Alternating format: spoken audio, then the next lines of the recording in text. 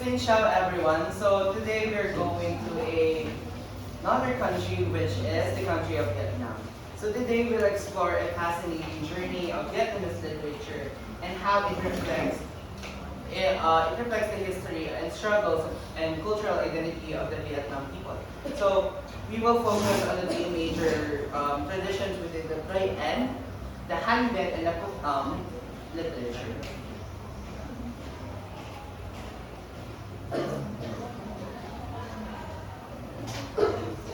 So Vietnamese literature evolved over centuries, reflecting history, struggles, and cultural identity.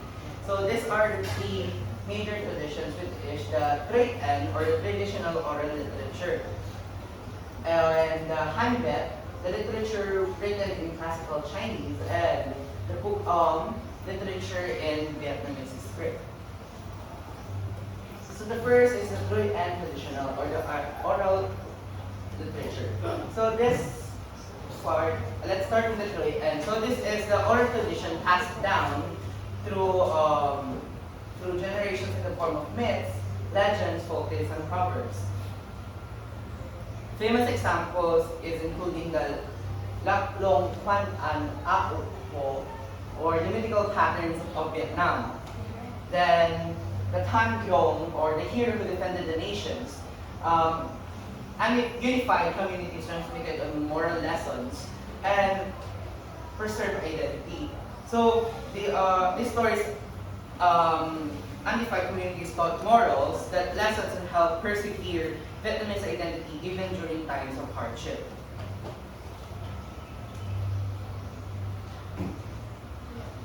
Next is the Han Viet literature, or the classical Chinese. So this is written more than 1,000 years ago. 1,000 years of Chinese rule. So the Han Viet literature were written during more than 1,000 years.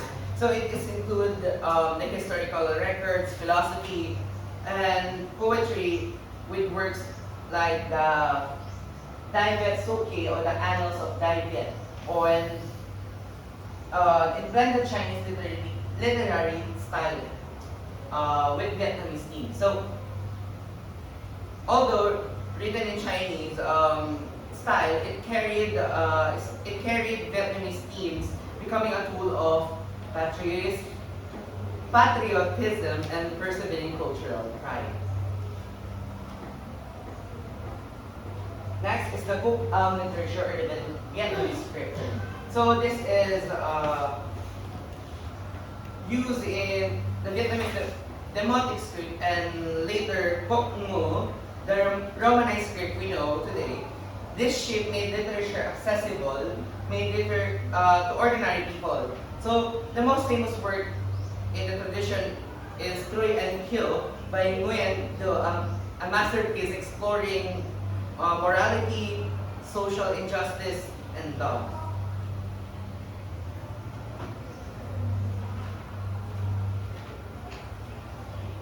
So in summary, Vietnamese literature tells the story of people's resilience and cultural pride.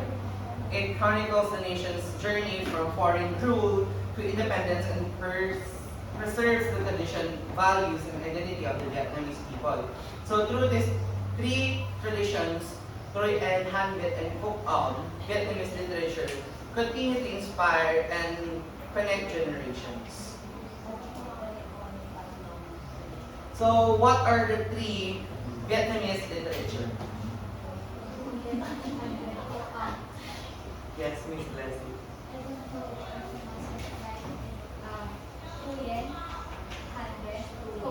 Okay, you are correct.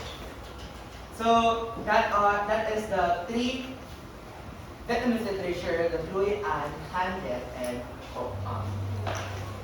Now we will move on to the next part.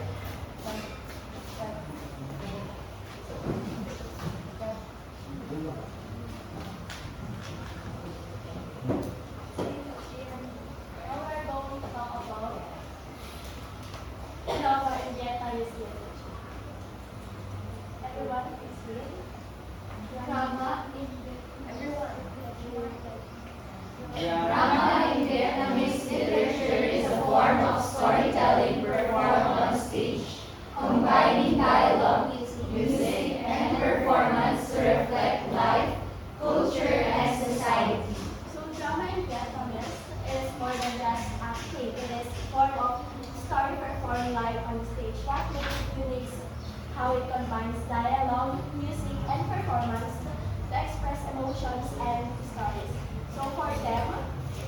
drama can learn about Vietnamese traditions, struggles, and values. It's not only about entertainment, but also a way to pass down culture from one generation to another.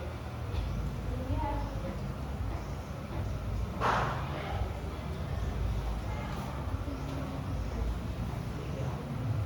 the early Vietnamese drama. So it was rooted in performance and community rituals. It was a daily lives of people in village performs often took place during festival or community gatherings.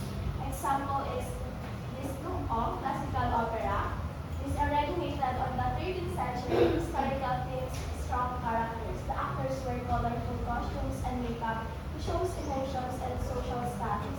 It often portrayed kings, generals, and historical battles. Then we have the show or the traditional popular theater, humorous satirical performance in the town festival. Was more comedic and it poked fun to everyday life, showing farmers, ordinary people, or even making jokes about society. Then next, we have the water pottery. Pottery.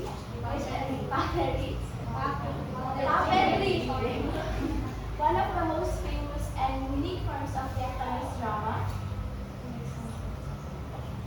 It started in the 11th century and the most in the Red River Delta, where farmers perform on the water using buckets. The stage is set full of water and the buckets were controlled by hidden rods and springs under the water, making them look alive.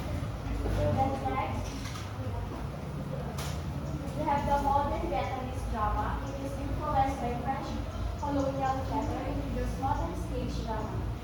Some of famous modern dramas is Childhood Rock or Poison Cup 1921. Explore the question about identity and morality. Then next is the Hong Kong Ba or the Hafit, the soul of Trong Ba and the Passion of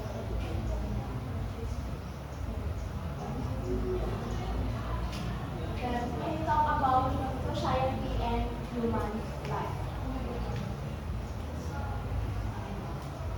And that is drama in Vietnamese literature is a rich blend of traditions and modernity, from folk chanters and water puppetry to modern stage plays. It reflects Vietnamese culture, struggle, and creativity. It remains an important part of Vietnamese heritage and national identity. Next, we have about poetry.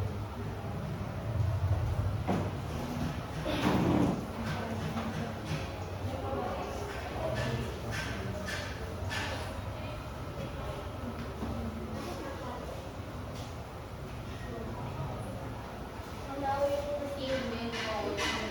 So poetry is written in a way that it expresses emotions and ideas through rhythm and style. So in the poetry, it uses figurative language in which it makes the poetry more creative and appealing to the writers and readers. So the poetry in Vietnam is from ancient verses to modern poems. Vietnamese poetry captures the nation's soul, history, and it is not only it doesn't only focuses on things about love, but it also captures the nation's soul, history, and dreams. In.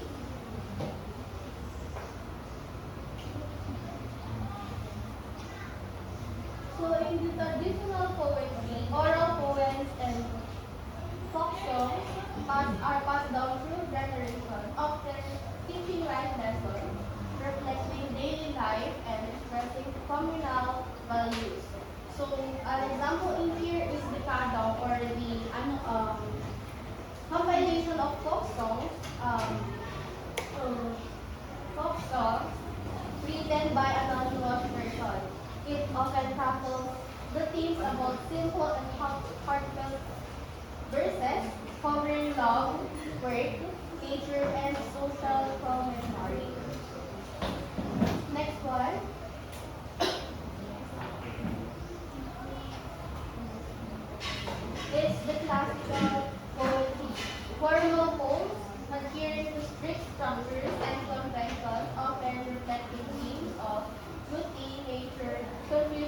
values, and scholar official life. So, unlike the traditional poetry, which focuses on oral, it's in the classical poetry, it now um, follows strict structures and conventions. And an example in here is the poems made by Nguyen Trai that focuses on patriotic verses and nature poems showcasing his Confucian ideas and love for the country.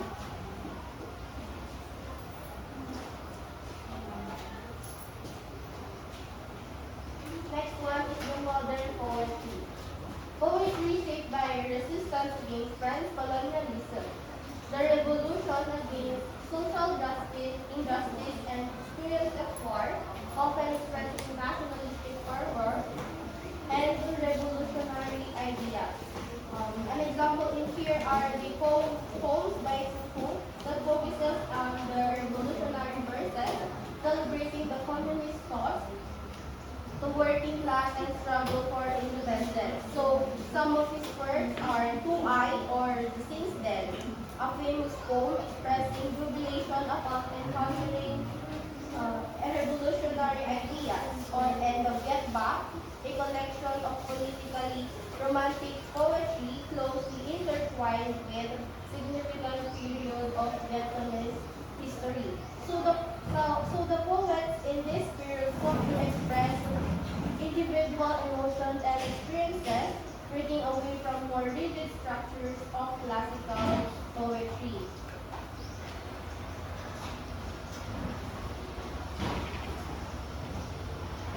And the last one is the contemporary poetry.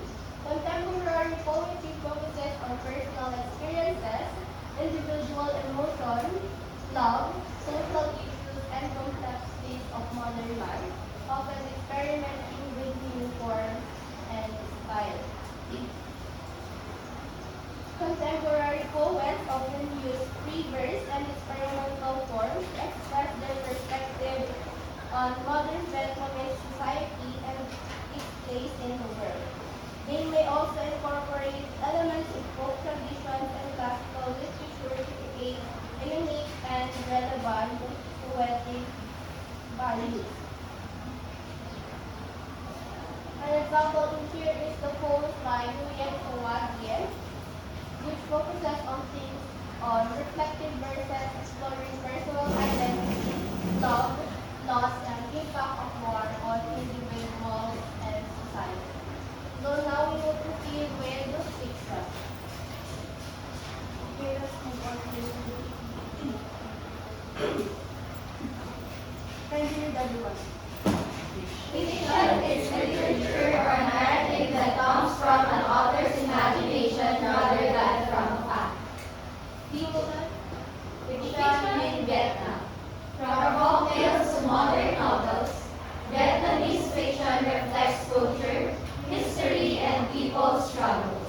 So Vietnamese fiction shows the life struggles and the dreams of the people in Vietnam. First, we have traditional fiction. So it is the stories passed down orally and it teaches morals and explain life. One example is the tale of Tuk Sang. It has an anonymous author. It is about a poor woodcutter who defeats the monster to save the princess. So it is about goodness and bravery to defeat the evil. The connection to Vietnam shows the courage and kindness valued by Vietnamese people. Next we have classical literature. It is a poetry and prose showing duty and sacrifice, and it often shows Confucian values. One example is the Tale of Yu by Nguyen Du. It is about the boy named Yu who sacrificed love and happiness to save her family but suffers betrayal and hardship. Its theme is about sacrifice and faith in love and family, and its connection to Vietnam is Vietnam's strength during hardship and represents the suffering of the people during the political turmoil. Next we have modern fiction. colonization. It is about literature shaped by colonization and war, and the struggle and experiences during the war. One example is The Sorrow of War by Browning. It is about a soldier named Ken struggles with painful memories during the Vietnamese War. Its theme is pain and trauma of the war, and its connection to Vietnam shows the suffering of soldiers and family after the conflict of the nation's very long war. Lastly, we have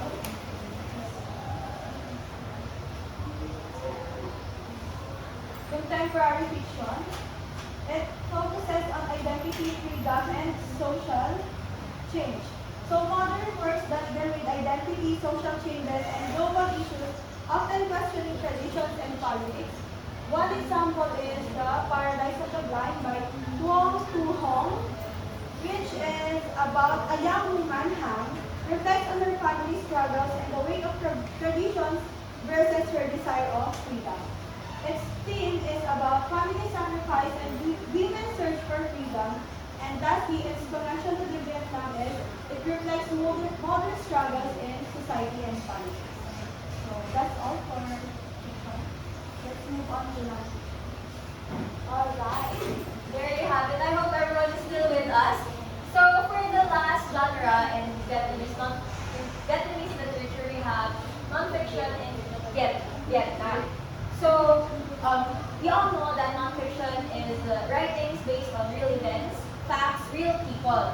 And now we will be exploring or studying nonfiction in Vietnam through the different periods, just like everyone else discussed. So far, para masundan natin, lahat ng mga kasama ko, they discussed poetry, nonfiction, poetry, fiction, and drama through the traditional period, the classical period, the modern period, and the contemporary period. And I will do the same as well in nonfiction. So first we have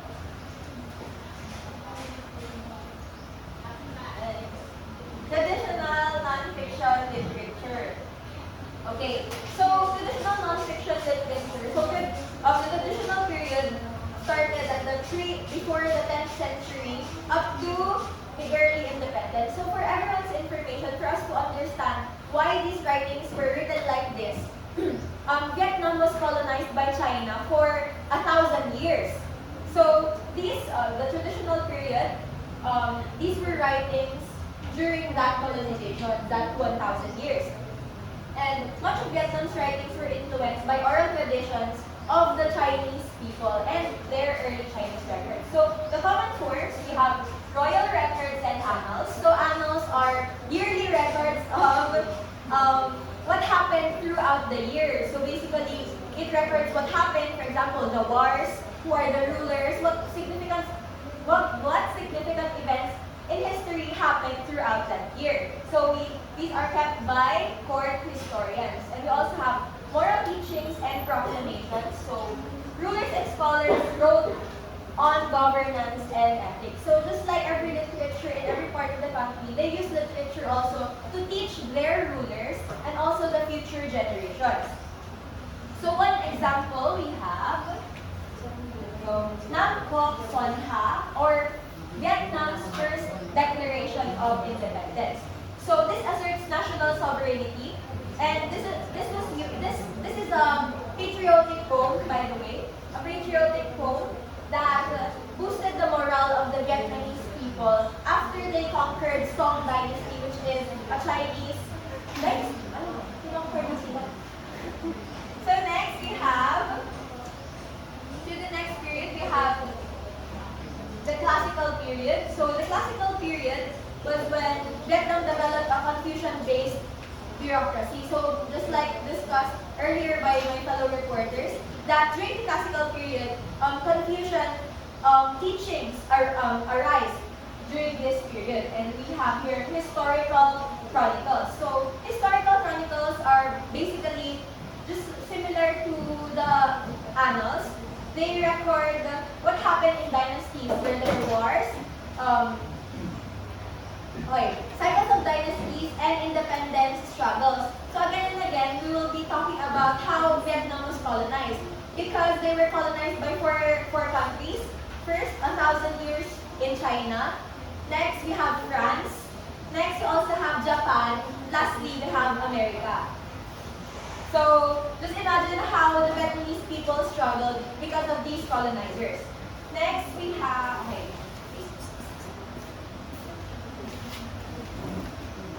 Okay. So aside from what happened in a specific dynasty, historical chronicles also talk about the agricultural development or the societal development of Vietnam. Next, we have political treatises. Guys, to wake everyone up, please read. Political treatises. Isa pa po, makibasa. Political treatises. Writings on governance and military strategy. Okay, so political treatises are writings about not just what happened in war, but also what strategies the soldiers did to like conquer or fight with their rivals. Good. Basically, that's it. They just write about their governance and their military strategy. Next, we have geographies and encyclopedias. This also includes travelogues. Travelogues, they wrote about their journeys to wherever they went, and they also passed it down to the people in the future generation. We also have philosophical essays. Again and again, in classical period, we have the Confucian-based beliefs. So we also have the Buddhist and Taoist influences.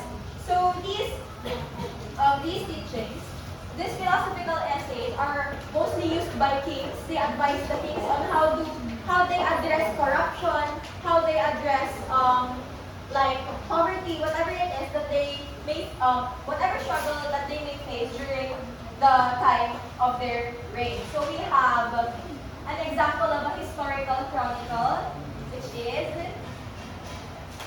yeah. So Dai Viet Kit Wan Thu, which is mentioned by Pao earlier. So Dai Viet Kit Wan Thu, or Complete Annals of Dai Viet. So Dai Viet is a state in Vietnam, an independent state in Vietnam. So again, annals, yung yearly record ng nangyari. Basta to. Complete Annals of Dai Viet by Ngo Silgen. So it compiled the struggles of Vietnam as they tried to fight against the Chinese colonization. So during the 15th century ito, and that's basically it. The history of Vietnam, of how they conquered different dynasties, Song Dynasty, Le Dynasty, and ayun. Next we have Binh Ngo Dai Thao. Can you please say it with me? Binh Ngo Dai Thao. Thank you very much. Okay, so Binh Ngo Dai Thao is Great Proclamation upon the pacification of the Wu. This talked about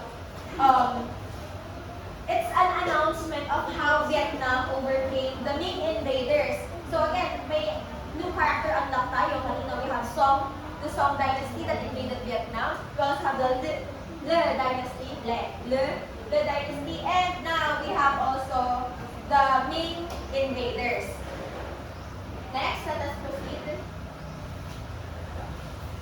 We have the next period, which is the modern non-fiction literature. So in this period, late 19th century, mid-20th century, they are now colonized by France. So tapos na yung Chinese reign, we are now in colonization of France and America as well. So this is during the late 19th century. And there also, kagaya ng sa Philippines, right, the Western education emerged. This also happened in Vietnam. And the nationalism changed writing. So here we have the common forms. Everyone please read everything. Political essays and pamphlets. Calls for independence and anti-colonial propaganda. Newspapers and journalism. First modern press flourished, spreading reformist and revolutionary ideas. Mentors and monobiographies. Revolutionary leaders and intellectuals. Okay, so if you notice, during the modern period, they started revolting against their colonizers. So here you have the political essays and newspapers, journalism. They use it to advocate for reform. So for us to further understand, I will just connect it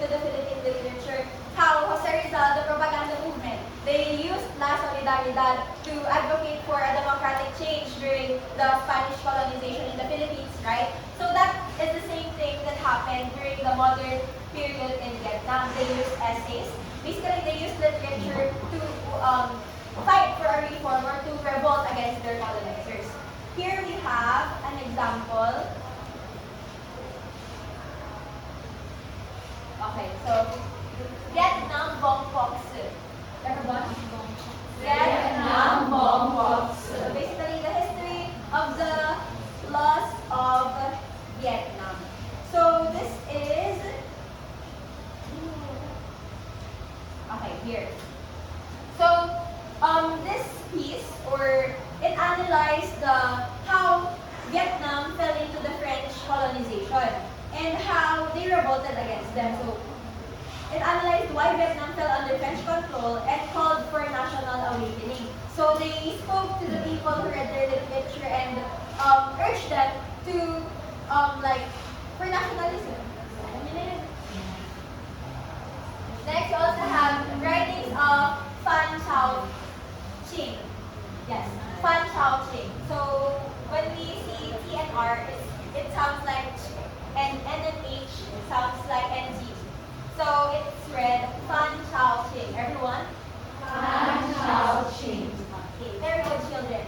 Next, lastly, we have the last period, which is the contemporary period. So the contemporary period. Okay. So this is the post-war reunification. So I think I failed to mention that in 1955 to 1975, there was a war in Vietnam. So Vietnam, may internal war siya, naglaban yung Northern Vietnam and Southern Vietnam. Because North Vietnam is a communist party. They were helped by the Soviet Union, and the Southern Vietnam is an anti-communist party, and they were helped by the Americans to fight with each other. So basically, Vietnam, naglaban sila para American South Korea, ganun. Tapos, however, Southern Vietnam was defeated because America withdrew its support from Southern Vietnam. Therefore, yun, nanalo yung Northern Vietnam. Okay, so here we have documentary writing, which are essays on social change, modernization, and cultural identity. We also have diaspora literature, which are exile. Okay, so diaspora basically means migration. Ayun, exile. Pinalaya sila sa Vietnam. Therefore, this diaspora literature are stories of people who left Vietnam during the Vietnamese War for survival maybe, or baka pinalaya sila sa Vietnam, things like that. And we also have journalism and online writing. So now, kung ano yung nangyari sa modern period, parang dinala lang siya sa contemporary period, parang naging online siya, mga ganon. And, okay, an example, we have When Heaven and Earth Changed Places by Lely Highslip. So basically, this book, it's a story about her childhood during the Vietnam War. How she escaped Vietnam, she went to America, and then after 16 years, she went back to Vietnam. So basically, that's when we analyze the themes or the common things that we can get or what we can understand during in non-fiction Vietnamese non-fiction, they just basically remember. They just remember or recall what happened during the Vietnam War, the colonization. Their purpose is to preserve their cultural identity, to teach the future generations how to love their country. Because throughout the years, their journey has been they were always colonized. So because they were colonized, sobrang daming halo-halong mga cultures, ang daming beliefs na tuturo sa kanila. Therefore, this